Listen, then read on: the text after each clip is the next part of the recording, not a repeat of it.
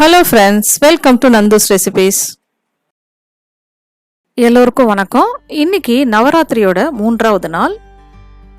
இந்த நவராத்திரியோட 3வது நாளில் துர்க்கையோட 3வது வடிவமான சந்திரகாந்த அன்னையை தான் வழிபடுகிறார்கள்.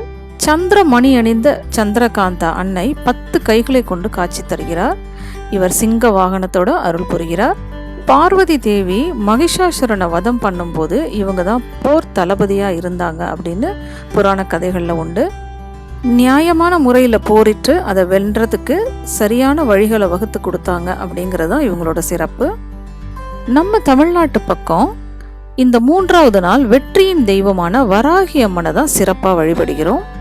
நமக்கு எந்த பிரச்சனைனாலும் இல்லை எதுலையாவது நம்ம ஜெயிக்கணும் அப்படின்னாலும் நம்ம வராகி அம்மனை வேண்டணும்னா கண்டிப்பாக நிறைவேறும் அப்படிங்கிறது நம்பிக்கை. இந்த வெற்றியின் திருவுருவமான வராகி அம்மனை நமக்கு தீராத பிரச்சனைகளையும் தீர்த்து வைக்கிற சக்தி உண்டு அப்படின்னு நம்புகிறோம். அது மாதிரி கண் திருஷ்டியால் நம்ம அவதிப்பட்டோம் அப்படின்னா அதுவும் விலகிடும் அப்படிங்கிறது நம்பிக்கை. இந்த 3வது நாள் நம்ம வெற்றியின் நாகியான வராகி அம்மனுக்கு நம்ம சிறப்பாக செய்ய வேண்டிய நைவேத்தியம் என்னன்னு பார்த்தீங்கன்னா சர்க்கரை பொங்கல். இன்னைக்கு அம்மனுக்கு ஏற்ற மிகச்சிறந்த பிரசாதமான சர்க்கரை பொங்கலை எப்படி செய்யறதுன்னு நம்ம வீடியோவை பார்க்கலாம். முன்னாடி என்னோட சேனலுக்கு நீங்கள் புதுசுனா மறக்காமல் சப்ஸ்கிரைப் பண்ணிக்கோங்க, பெல் ஐக்கானையும் கிளிக் பண்ணிக்கோங்க. இப்போ வீடியோக்குள்ளே போகலாம். இந்த பொங்கலுக்கு பச்சரிசி 1 கப் எடுத்திருக்கேன். எந்த கப்பால் 1 கப் பச்சரிசி எடுத்தோனோ அதால் 2 கப்பு உடைச்ச வெல்லம் எடுத்துக்கணும். நீங்கள் உங்களுக்கு ஸ்வீட் கூட வேணும்னா இன்னொரு 1/2 கப் கூட சேர்த்துக்கோங்க. இப்போ இந்த அரிசியை நல்லா களைஞ்சிட்டு ஒரு 1/2 மணி நேரம் ஊற வச்சுக்கிறேன். இப்போ முதல்ல அரிசிக்கு 1 கப் அரிசினா 3 கப் தண்ணி ஊற்றி வேக வச்சுக்கலாம். இன்னைக்கு நான் தூயமல்லி அரிசியை வச்சு தான் இந்த சக்கரை பொங்கல் பண்ணியிருக்கேன். இது பாரம்பரிய அரிசி வகையை சேர்ந்தது. இது வெந்ததுக்கு அப்புறம் அப்படியே மல்லிகைப்பூ மாதிரி நல்ல ஒரு வாசனையோடு இருக்கும். அரிசியை பற்றின ரிவ்யூ நான் இன்னொரு வீடியோவாக கொடுக்குறேன். இது ஒரு 1/2 மணி நேரம் ஊற வச்சுட்டு குக்கரில் வச்சு 3 விசில் கொடுத்து வேக வச்சுக்கோங்க. அடுத்தது இந்த உடைச்ச வெல்லத்தை ஒரு 1/4 கப் தண்ணி சேர்த்து நல்லா கொதிக்க விடுறேன். அந்த வெல்லம் கரைஞ்சா போதும், பாகுபதெல்லாம் இதுக்கு எதுவுமே தேவையில்லை. இப்போ வெல்லம் கரைஞ்சி நல்லா நுரக்கட்டி இது மாதிரி வந்துருச்சு. இப்போ நம்ம அடுப்பை ஆஃப் பண்ணிடலாம். இப்போ இந்த அளவுக்கு நம்ம வெல்லத்தை கரைச்சி எடுத்துக்கிட்டா போதும்.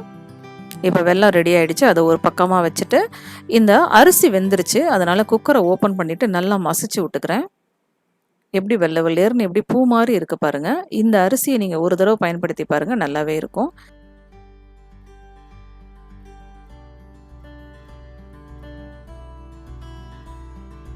இப்போ நம்ம உருக்கின வெல்லத்தை ஒரு ஸ்டீல் வடிகட்டியால் இது மாதிரி வடிகட்டிக்கிறேன். 3/4 ஊற்றிட்டு பார்த்துக்கிட்டு வேணும்னா திரும்ப நம்ம சேர்த்துக்கலாம். ஒரு சில வெல்லம் ரொம்ப இனிப்பாக இருக்கும், அதனால பார்த்துக்கிட்டு சேர்த்துக்கோங்க.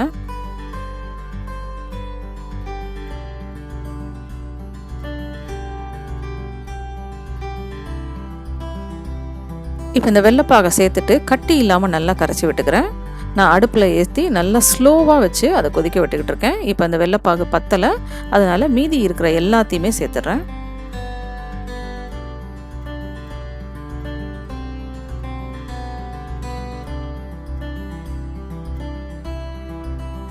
இப்போ இதை மூடி போட்டு ஒரு 10 நிமிஷம் ஒரு ஓரமாக அடுப்பை நல்லா ஸ்லோவாக வச்சுட்டு நம்ம இன்னொரு அடுப்பில் இதுக்கான தாளிப்பு ரெடி பண்ணிக்கலாம். இன்னொரு பேனில் நல்லா 2 குழிக்கரண்டி நெய் சேர்க்குறேன். நல்லா உருக்கின நெய் சேர்த்திங்கன்னா நல்ல ஒரு டேஸ்ட்டாகவும் வாசனையாகவும் இருக்கும். நான் ஃப்ரெஷ்ஷாக உருக்கின நெய் சேர்த்துட்டு ஒரு 20 முந்திரி பருப்பு சேர்த்து நல்லா பொன்னிறம் ஆகிற வரைக்கும் வறுக்கிறேன். முந்திரி பருப்பு ஓரளவுக்கு வறுபட்டதுக்கு அப்புறமா இந்த கருப்பு திராட்சையை சேர்த்துட்டு அந்த திராட்சை நல்லா உப்பி வர்ற வரைக்கும் வறுத்தா போதும். முதல்ல சேர்த்துட்டிங்கன்னா அந்த திராட்சை கருகி போயிடும். அதனால் முந்திரி பருப்பு ஓரளவுக்கு சிவந்ததுக்கு அப்புறமா சேர்த்திங்கன்னா இந்த அளவுக்கு கரெக்டாக இருக்கும். இப்போ இதுவும் வறுபட்டுருச்சு. இப்போ நம்ம இதை பொங்கலில் சேர்த்துடலாம்.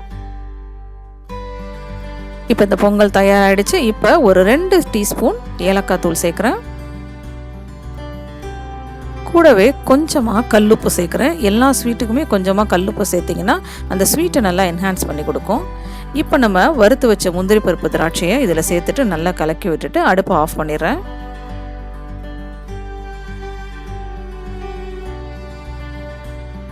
இப்போ அடுப்பை ஆஃப் பண்ணதுக்கு அப்புறமா ஒரு தட்டு போட்டு ஒரு 5 நிமிஷம் அப்படியே மூடி விட்டுருங்க.